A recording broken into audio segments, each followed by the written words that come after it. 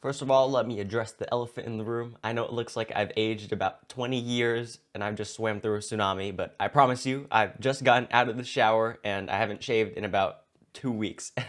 And here we are. But I just really wanted to sit down and talk about Tears of the Kingdom for a little bit. Also, let me preface, to me, this all feels like a pipe dream. Tears of the Kingdom actually came out. I never thought I would see the day where Tears of the Kingdom was an actual game on sale, out in the store. It's still surreal to me to even think that in the first place. Now, I believe the game was delayed about a year from its original release date, which I think that was a good decision on Nintendo's side, but also it doesn't paint well because the game might just not be developing as scheduled. But it did turn out well here in this case, unlike other cases where, we had like Cyberpunk or just the recent Jedi Survivor, or I think it was called. But the Jedi Survivor did not receive well with the public because the performance was just so bad all around the board. It was not a good look for the game. But I'm glad over here for the Tears of the Kingdom, they were able to get it out and it was good.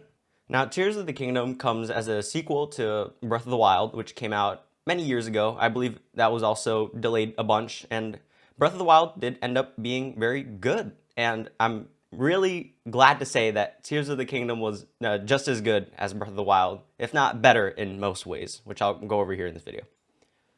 So the first thing I want to touch on is the open world. They use the same ground map as Breath of the Wild, which was fine. Hyrule was a good map, but I have to sneeze. I didn't sneeze. It was very disappointing. I'm disappointed in myself. But when they reused Hyrule, at first everyone was pretty skeptical, me included. I don't know how they were gonna do it, but I think they did it in a good way. They used the same map, but a lot of things were actually different. A good number of things were different. That it still felt the same. It felt familiar, but it felt different at the same time. And about the map, they also added the Sky Islands, which were all over the trailer. And there was something that I didn't even know existed until I played the game, which was the depths, which is just so you have the sky and then the ground level and then the actual underground. But I don't think they mentioned anything about the depths unless I've somehow missed it. But the depths are pretty cool. They kind of serve as like a quick way to see like the shrines and a new way to just, I don't know, somewhere for people to explore, I guess. Now, I personally didn't use the depths that much, but they were still pretty cool to see. Like, more game is better. It's not like a bad thing. Like, you can completely play through the majority of the game without ever like going into the depths in the first place. And the Sky Islands are also a pretty cool addition, though you don't really use the Sky Islands as much throughout the game. You kind of are there for the start, and then you can kind of go back throughout the game, but I guess it does add place for like verticality, but most of the time I just found myself using the Sky Islands as a quick way to like look over the entire map and then just glide where I needed to go. I didn't really use the Sky Islands for much other than that. And there was also a boss on there, or a couple bosses where you could fight, and it would give good items to fuse, which brings me to the next point that I want to talk about, which are the abilities. Now, in Tears of the Kingdom, they didn't bring back any of the old abilities from Breath of the Wild, which I think was actually a good idea. I didn't think it was a good idea at first, but now playing the game, I think it was actually good that they did not reuse any of the abilities from the first game. They have all new abilities. They have Recall, which allows you to just rewind something back in time. They have Fuse, which allows you to stick like a material onto your weapon. You just make a better weapon, which is also pretty cool. I didn't find myself using it as creatively as other people probably. All I did was just fuse the strongest thing with the strongest weapon and had like an big sword that would just swing around, which was, it works for me. I was happy doing it, but there's also other ways to use it, like distract enemies. Like I saw in the trailer, they had like the shield with the mushroom, like whoa, and the enemy got confused or whatever. That was pretty cool. They have, what other one? They had Ultra Hand, where you stick things together. I'm lazy. I did not use it much, but it was cool. You can make pretty cool things. Like I saw RT Game crucified a Koroks, which That was pretty cool. And the final ability, which completely blanked on my mind, Ascend, where you just stick through the roof. That's more of there just for convenience sake, and like they like throw in like a random like thing where you just gotta like you gotta remember, oh, I have Ascend, so I have to use Ascend to solve this puzzle. And sometimes, I didn't really use it much, but maybe I'm a little dumb. Sometimes I completely forgot I even had Ascend, so I just did it the old way. I climbed, or I used a fan to just glide up, which, it's kind of my fault for missing that.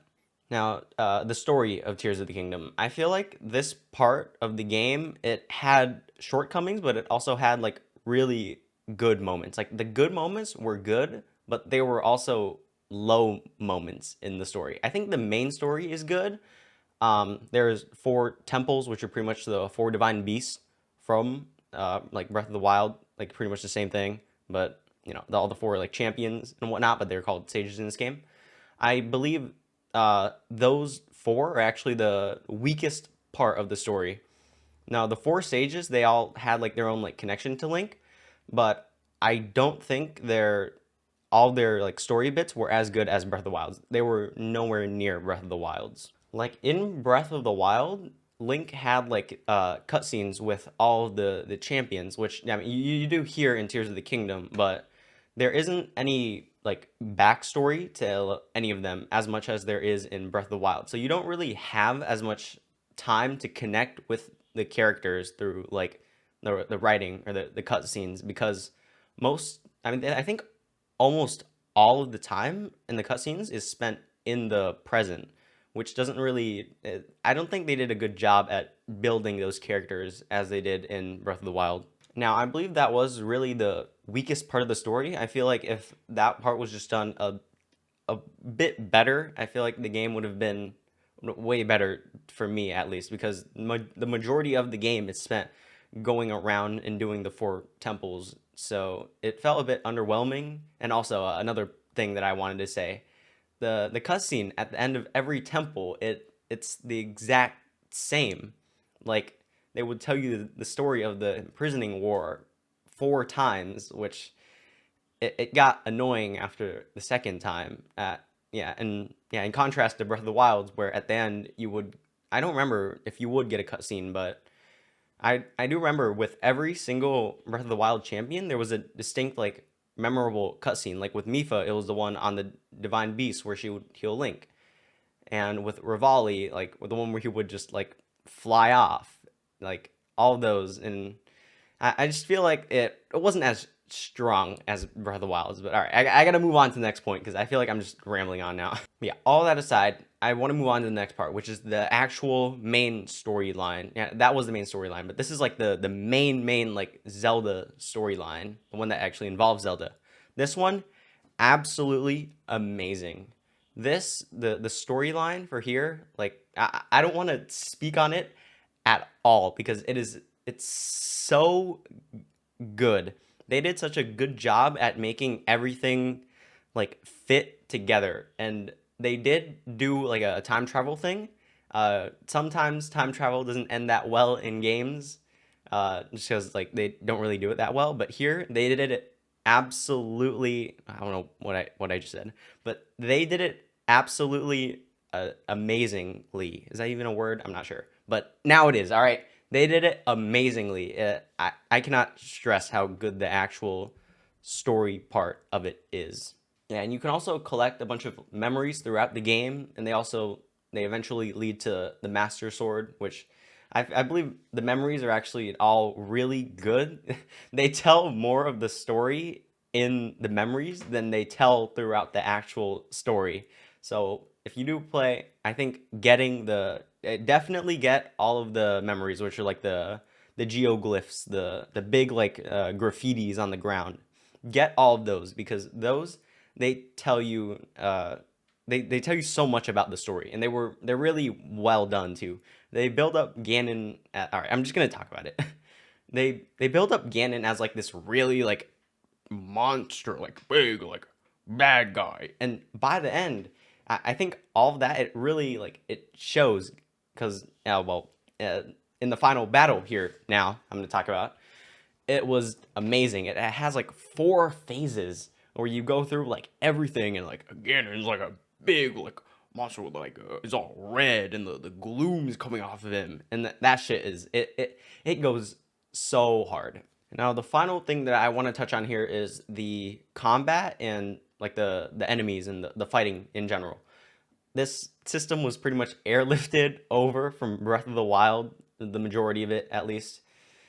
It's the same. It passes. It's good. It does the job. I don't think there's a problem with it. I think with the addition of the new fuse ability, you know, that you can make like new weapons and stuff, I don't think weapon durability is much of a problem anymore, since things are so easy to find, and then you can just like fuse together like a bone and it does like 70 damage. There's not really a problem with that anymore. You're not really at a shortage of weapons unless you just like are rushing through and not picking anything up, which I doubt most people are doing. But yeah, I think that the combat system, it's fine, it's good. It's like it passes. Now with the enemies, they added a couple new bosses. They added that like dragon thing and that frog. They were all pretty cool. I wasn't actually able to kill a dragon. I feel like the dragon, I was just super weak when I fought it, but I feel like that dragon has like a million health. It's like impossible to kill. I didn't actually kill any of them. Apparently there were also Lionels in there. I didn't manage to find one, but apparently they're just the same as Breath of the Wild, which, you know, it's cool. And yeah, it's cool, but it's not good. No, it's fine. I don't see a problem with them reusing stuff as long as they add more stuff, which they did. And with normal enemies, there are a couple new things, which, you know, they were cool to see. But, you know, I don't feel like there was anything that was like super like blow your pants off. And with the 4 temples, the bosses were all pretty cool, but there were times where the FPS would not be well per se, because the Switch is a pretty old, weak little like tiddlywink console now, and they're trying to run like their new AAA titles. I think they really need to just come out with the next console or refresh it or something, because I feel like the actual bottleneck of the Nintendo Switch is like the hardware itself. I feel like if there was just more, they could do better. All in all, in conclusion, I feel like Tears of the Kingdom was an absolutely amazing sequel to Breath of the Wild, and they did a phenomenal job with it. I feel like this video has gone on way too long. It just became me rambling near the end, but yeah, definitely give it a shot, but definitely play Breath of the Wild first, and then come over to Tears of the Kingdom if you liked Breath of the Wild. And yeah, that's about it. Take care, do something you like, and till next time.